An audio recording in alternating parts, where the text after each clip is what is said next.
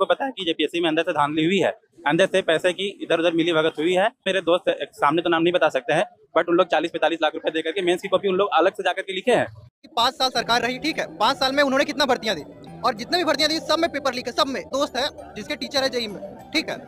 हुआ ये कि वो बोलता है, उसके टीचर बोलते हैं कि मेरा कनेक्शन है स्पीकर के साथ, वो हम उनको 10 लाख रुपए दिए हैं और वह मेरा हो गया है। बताइए, मतलब एक पेपर शुद्ध से होता नहीं है, पहले होता है ऊपर से लीक। कैसे लगातार जेपीएससी पेपर लीक होते गया है। ये सरकार जब से बनी है, इनके कार्यकाल में हमेशा पूर्णवृत्ति हुई है पेपर लीक का मामले कर। छात्र पेपर लीक के बाद सड़क पे उतरते अपनी मांग को, अपने हक और न्याय के लिए, तो क्या होता है, उन्हें लाठीचार्ज और उनके साथ साथ उनके ऊपर एफआईआर करके जेल में भरने का काम किया जाता है। नमस्कार दोस्तों, देश की राजनीति में इस वक्त भूचाल आया हुआ है।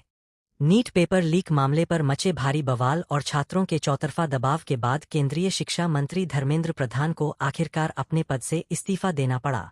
इसे छात्रों की एक बहुत बड़ी जीत माना जा रहा है। लेकिन दोस्तों, कहानी सिर्फ दिल्ली या केंद्र सरकार तक सीमित नहीं है। धर्मेंद्र प्रधान के इस्तीफे के बाद अब देश की निगाहें झारखंड पर टिक गई है। झारखंड में प्रतियोगी परीक्षाओं की तैयारी कर रहे युवाओं और छात्र संगठनों ने अब एक सुर में नारा बुलंद कर दिया है, धर्मेंद्र प्रधान के बाद अब झारखंड की बारी है।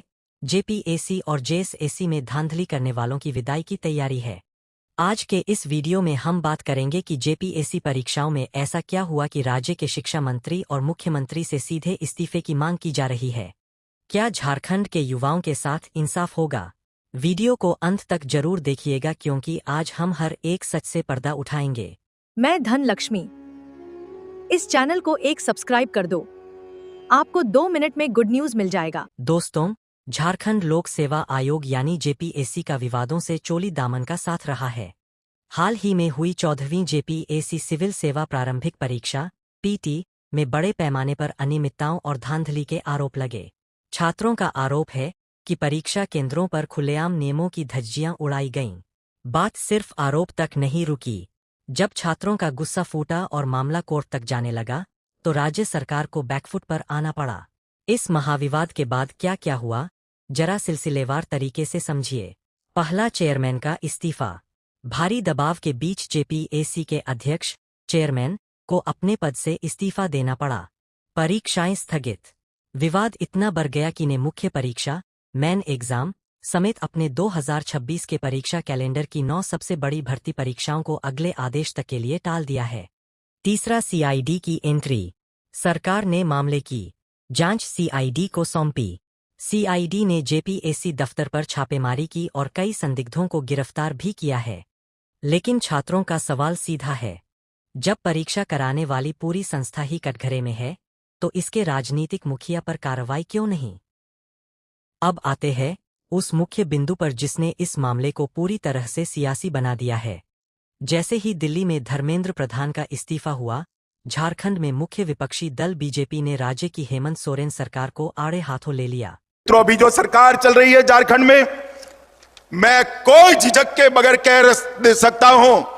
विपक्ष का कहना है कि जो पार्टियां और नेता दिल्ली में नीट घोटाले पर छाती पीट रहे थे, संसद ठप कर रहे थे और धर्मेंद्र प्रधान का इस्तीफा मांग रहे थे, वे आज झारखंड के युवाओं के भविष्य पर चुप क्यों है? बीजेपी नेताओं का साफ कहना है कि अगर केंद्र के शिक्षा मंत्री नैतिक जिम्मेदारी लेकर इस्तीफा दे सकते हैं, तो झारखंड के शिक्षा प्रशासन और मुख्यमंत्री को भी अपनी नाकामी स्वीकार करते हुए तुरंत इस्तीफा दे देना चाहिए। विपक्ष अब 2 बड़ी मांगें कर रहा है। पहली मांग, जेपीएससी और जेएसएससी परीक्षाओं में हुए इस महाघोटाले की स्वतंत्र जांच सीबीआई से कराई जाए। दूसरी मांग, राज्य के शिक्षा मंत्री और संबंधित अधिकारियों का तुरंत इस्तीफा लिया जाए।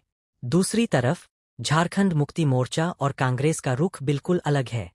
उनका दावा है कि केंद्र सरकार ने महीनों तक नीट घोटाले को छुपाने की कोशिश की, जबकि झारखंड सरकार ने जैसे ही जेपीएससी में गड़बड़ी देखी, तुरंत कड़े कदम उठाए। सरकार का कहना है कि उन्होंने चेयरमैन को हटाया, जांच सीआईडी को दी और दोषियों को जेल भेजा जा रहा है। इसलिए विपक्ष इस मुद्दे पर सिर्फ राजनीति कर रहा है। दोस्तों, इस पूरी राजनीतिक नूराकुश्ती के बीच जो सबसे ज्यादा पिस रहा है, वो है झारखंड का आम छात्र।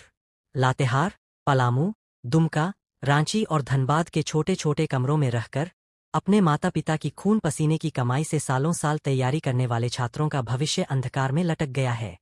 कभी पेपर लीक हो जाता है, कभी परीक्षा स्थगित हो जाती है, तो कभी पूरी बहाली ही रद्द हो जाती है। युवाओं की उम्र निकल रही है, लेकिन उन्हें रोजगार नहीं मिल रहा। छात्रों का कहना है कि उन्हें राजनीति से कोई मतलब नहीं है, उन्हें सिर्फ और सिर्फ साफ सुथरी परीक्षा और उनका हक चाहिए। धर्मेंद्र प्रधान के इस्तीफे ने एक नज़ीर पेश की है कि परीक्षाओं में गड़बड़ी होने पर जवाबदेही तय होनी चाहिए।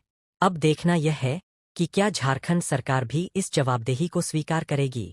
क्या झारखंड के शिक्षा मंत्री इस्तीफा देंगे या फिर सीआईडी जांच के नाम पर इस मामले को ठंडे बस्ते में डाल दिया जाएगा। दोस्तों, आपकी इस पूरे मामले पर क्या राय है? क्या आपको लगता है कि धर्मेंद्र प्रधान की तरह झारखंड में भी शिक्षा मंत्री को इस्तीफा दे देना चाहिए? क्या जेपीएससी घोटाले की जांच सीबीआई से होनी चाहिए? अपनी राय नीचे कमेंट बॉक्स में जरूर लिखें।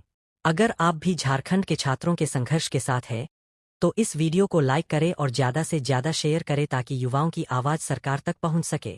चैनल पर नए हैं तो सब्सक्राइब करना मत भूलिएगा। मिलते हैं अगले वीडियो में, तब तक के लिए जय हिंद, जय झारखंड।